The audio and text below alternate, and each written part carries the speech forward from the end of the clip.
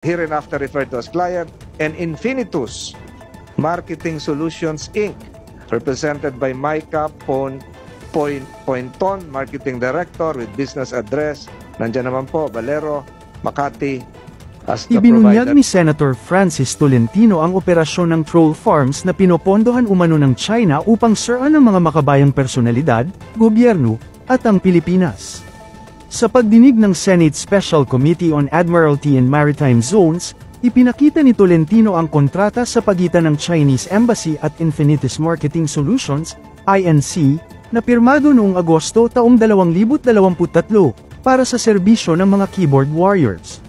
Kalakip nito ang tseke mula sa Chinese Embassy na nagkakahalaga ng 730,000 piso bilang bayad sa naturang kumpanya. Ayon kay Tolentino, ang mga keyboard warriors ay ginagamit upang magkalat ng pro-China na impormasyon at sirain ang mga pulisya ng gobyerno lalo na kaugnay ng West Philippine Sea. Isa rin sa mga target ng troll si Pangulong Bongbong Marcos at si Congressman Ace Barbers na nagpahayag ng pagtutol sa China. Babala ng senador, ang mga troll na nagpapanggap bilang propesyonal, estudyante, o ordinaryong mamamayan ay nagpapakalat ng fake news na posibleng paniwalaan ng publiko.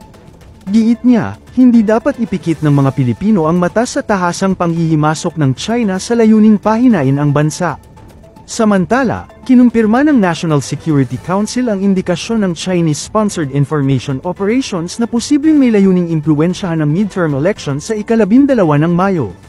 Ayon kay NSC Assistant Director Jonathan Malaya, may mga operasyon upang palakasin ang mga kandidatong pabor sa China at siraan ang mga hindi nila gusto. Dagdag pa ni Malaya, ang mga pro-China narrative ay nagpapalaganap ng maling impormasyon laban sa mga batas sa maritime zone. Aniya, may mga influencer na nagpapalaganap ng mga ganitong naratibo. Ilan ay nasa China at pawang scholar ng Chinese government.